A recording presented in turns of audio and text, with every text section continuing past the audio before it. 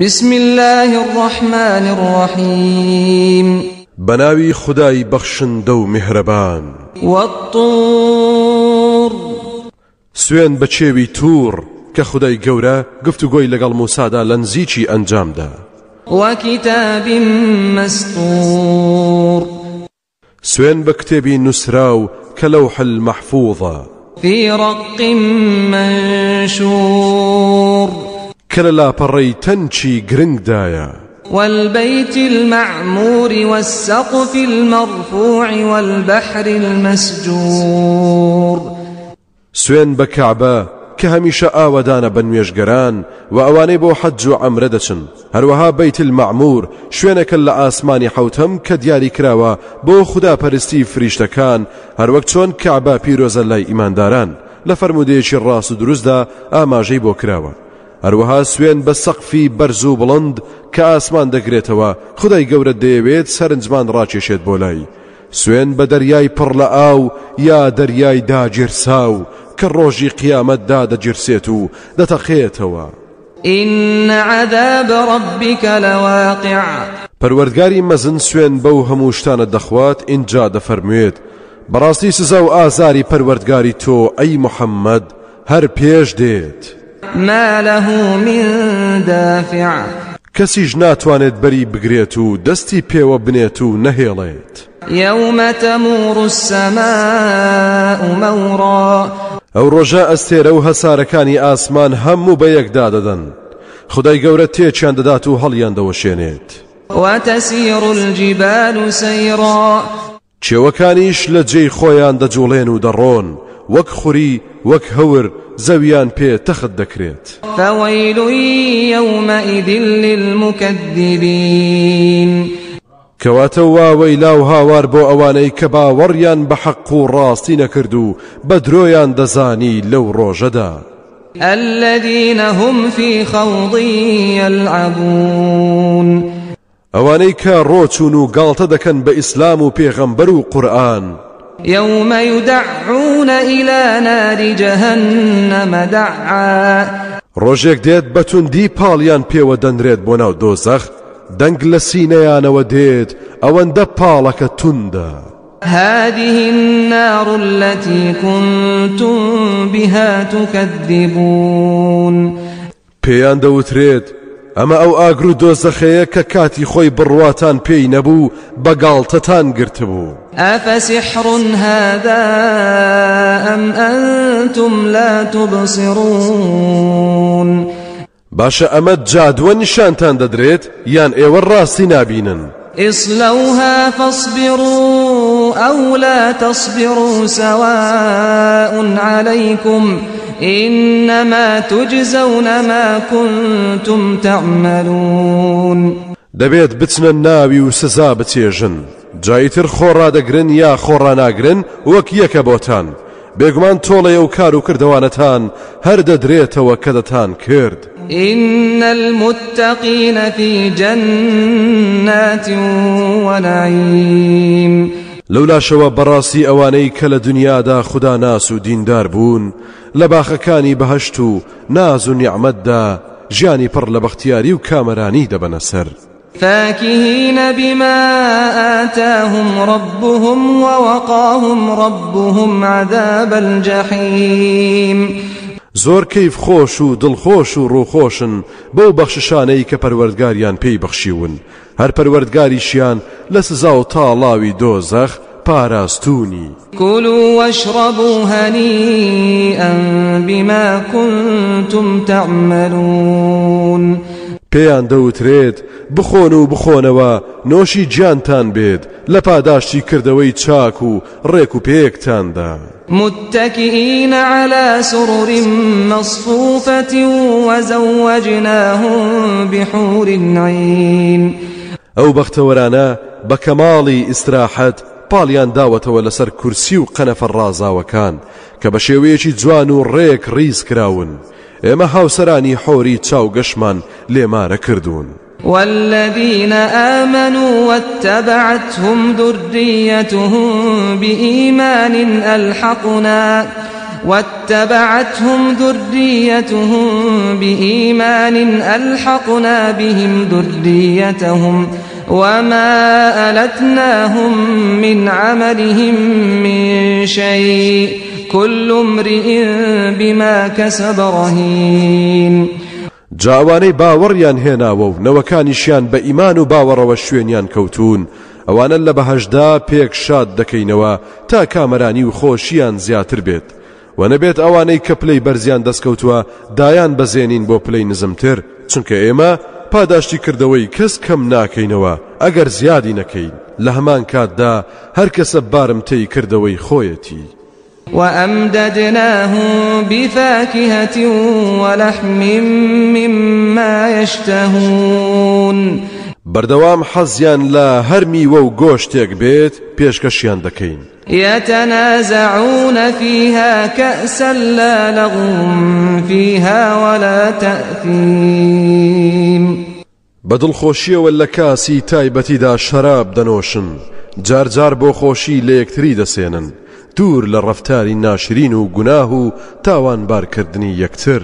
ويطوف عليهم غلمان لهم كأنهم لؤلؤ مكنون. هەروەها منداڵانی جوان و ئێسک سووک بە دەوریاندا دێن و خزمەتیان دەکەن دەڵێی مرواری پاک و بێگەردن. وأقبل بعضهم على بعض يتساءلون. جادوای ئەو عیش و نۆش و کەیف و ئاهەنگە ڕوودەکەنە یەکتر و دەستە دەستە لە یەک نزیک دەبنەوە پرسیار لە ڕابردووی یەکتر دەکەن.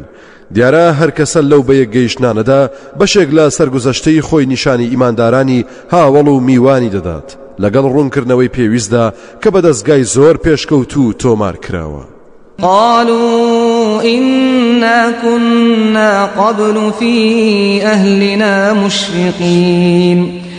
سەرنجام هەموو بە یەک دەنگ دەڵێن بەڕاستی کارێکی چاکمان دەکرد سپاس بۆ خوا چونکە کاتی خۆی کە لە ناو ماڵ و خێزانماندا بووین ترسی لێپرسینەوەی ڕۆژی قیامەتمان هەبوو هەروەها بە بەزەییش بووین لە ناویاندا و مەبەستمان بوو ئەوانیش وەک ئێمە خوددا ناز بن. فمن الله علينا ووقانا عذاب السموم. بەهۆی ئەوەوە خدای میهرەبانیش لای ڕەحمەتی لێکردینەوە و منەتباری کردین و لە سزای دۆزەخی پڕ ئێش پاراستینی. إنا كنا من قبل ندعوه إنه هو البر الرحيم. بەڕاستی ئێمە کاتی خۆی هانا و هاوارمان هەر بۆ ئەو دەبرد و دەمان پەرست چونکە بێگومان هەر ئەو زاتە خودایەکی چاکە خواز و میهرەبان و دلۆڤانە. فذكر فما أنت بنعمة ربك بكاهن ولا مجنون. أي محمد ئامۆژگاریە و خەڵکە بکە چونکە تۆ بەهۆی ناز و نیعمەتی پەروەردگارتەوە نەفاڵ چیت نەشێتی. أم يقولون شاعر نتربص به ريب المنون. خدا نەناس و دڵڕەقەکان دەڵێن ئەمە شاعیرێکە و چاوەڕوانی مەرجی دەکەین. قل تربصوا فإني معكم من المتربصين. پێیان بڵێ چاوەڕێ بن منیش لەگەڵ ئێوەدا چاوەڕێم بزانین سەرنجام چێ سەر دەکەوێت چێ سەرفرازە. أم تأمرهم أحلامهم بهذا أم هم قوم طاغون. ئایا پیاوە ژیرەکانیان پێیان دەڵێت ئەو قسە ناڕەوایانە بکەن؟ نەخێر ئەمانە هەر خۆیان کەسانێکی ستەمکارن. أم يقولون تقوله بل لا يؤمنون. یان دەڵێن ئەم قورئانە خۆی هەڵی بەستووە و دای ڕشتووە. نەخێر ئەوانە هەر ئیمان و باوەڕیان نییە ئەجینات چۆن وا دەڵێن. فليأتوا بحديث مثله إن كانوا صادقين. دەیکەواتە خۆ ئەوانیش قسە زان و لێزانن دەبا فەرمایشتێکی ئاوا وەک ئەم قورئانە بهێنن ئەگەر ڕاز دەکەن. أم خلقوا من غير شيء أم هم الخالقون. ئایا ئەوانە بەبێ هیچ شتێک هیچ هۆیەک هاتوونەتە کایەوە یا هەر خۆیان دروستکارن؟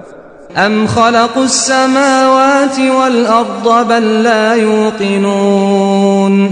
یا ئەو بێباوەڕانە ئاسمانەکان و زەویان دروست کردووە؟ نەخێر، ئەوانە هەر دڵنیا نابن. أم عندهم خزائن ربك أم هم المسيطرون یا ئەوەیە گەنجینەی ڕزق و ڕۆزیەکانی پەروەردگاری تۆیان بەدەستە؟ یا ئەوەیە دەسەڵاتیان بێسنوورە تا ئاوا بوێرن لە خوددا یاخی بن؟ أم لهم سلم يستمعون فيه فليأت مستمعهم بسلطان مبين یا ئەوانە پەیژەیان هەیە پیایدا سەردەکەون تا گوێ لە نهێنیەکانی ئاسمان بگرن؟ دەبا گوێگرەکانیان بەڵگەیەکی ئاشکرا پەیدا بکەن ئەو سامە لە جەڕێ بکەن. أم له البنات ولكم البنون ئایا ئەوە ڕاستە کە کچان نەوەی خوددا بن و کوڕانیش نەوەی ئێوە؟ بەمەرجێک خۆیان لە کچان بێزار بوون بەڵام بۆ خوددا بەڕەوایان بینیوە. أم تسألهم أجرا فهم من مغرم مثقلون یان ئەوەیە داوای کرێ و پارەیان لێ دەکەیت تا بارێکی گران بدەیت بە کۆڵیاندا و پێیان هەڵ نەسوڕێت. أم عندهم الغيب فهم يكتبون یا ئەوەیە کە نهێنی و شاراوەکان لای ئەوانە و ئەوان یاداشتی خەڵکی دەنووسن یا ئەوان بڕیاری بەسەر هاتەکان دەدەن. أم يريدون كيدا فالذين كفروا هم المكيدون یا ئەوانە دەیانەوێت پیلان و تەڵەکەیەک ڕێک بخەن دژی پێغەمبەر و ئیمانداران بەڵام خەیاڵیان خاوە. ئەوانەی کە کافر و خوددا نەناسن هەر خۆیان کەوتونەتە ناو پیلانەوە و بوون بە تەڵەی خۆیانەوە، پیلانەکانیان بەسەر خۆیاندا شکاوەتەوە. أم لهم إله غير الله سبحان الله عما يشركون یان ئەوانە وا بیر دەکەنەوە کە خودایەکی تریان جگەل لە ئەڵڵاه هەیە. پاچوو بێگەردی بۆ خوددا لە بیر و باوەڕی چەوتیان لەو شانەی کە ئەوان دەیکەنە هاوڵ بۆ خوددا. وإن يروا كسفا من السماء ساقطا يقولوا سحاب مركوم خۆگەر لە سەرنجامی لادان و بیر و باوەڕی چەوتیان و کاری نادروستیان خودای گەورە سزایەکیان بۆ بنێرێت و پارچە ئەستێرەیەکیان تێبگرێت و ڕوو بە زەوی دابەزێت، ئەو نەفامانە دەڵێن هیچ نییە، پەڵە هەورە و نیشتۆتە سەریەک. فذرهم حتى يلاقوا يومهم الذي فيه يصعقون وازیان لێ بهێنە هەتا بەو ڕۆژە دەگەن کە تیایدا تیا دەچن و لاڵ و پاڵ دەکەون. يوم لا يغني عنهم كيدهم شيئا ولا هم ينصرون ئەو ڕۆژەی تر فێڵ و تەڵەکەیان بە هیچ جۆرێک فریایان ناکەوێت و سەرکەوت و سەرفراز نابن. وإن للذين ظلموا عذابا دون ذلك ولكن أكثرهم لا يعلمون بێگومان بۆ ئەوانەی کە ئەستەمیان کردووە سزای تریش هەیە بێجگەلەوەی کە جار جار بۆیان پێش دێت پێشتیا چوونی یەکجاری، بەڵام زۆربەیان نافامن و نازانن، هەز بەدەستی قەدەر ناکەن لە ڕووداوەکاندا. واصبر لحكم ربك فإنك بأعيننا وسبح بحمد ربك حين تقوم ومن الليل فسبحه وإدبار النجوم. أي پیغمبر خۆگر بە لە بەرامبەر بەجێهێنانی فەرمانی پەروەردگارتەوە، دڵنیا بە کە تۆ لە ژێر چاودێری ئێمەدایت، هەروەها تەسبیحات و ستایش و سپاسگوزاری پەروەردگارت بکە کاتێک کە بەرەبەیان هەڵدەسێت، لە شەوگاریشدا هەر بیپەرستە و ستایشی بکە، هەروەها کاتێک ئەستێرەکان ون دەبن لە چاو دیار نامێنن.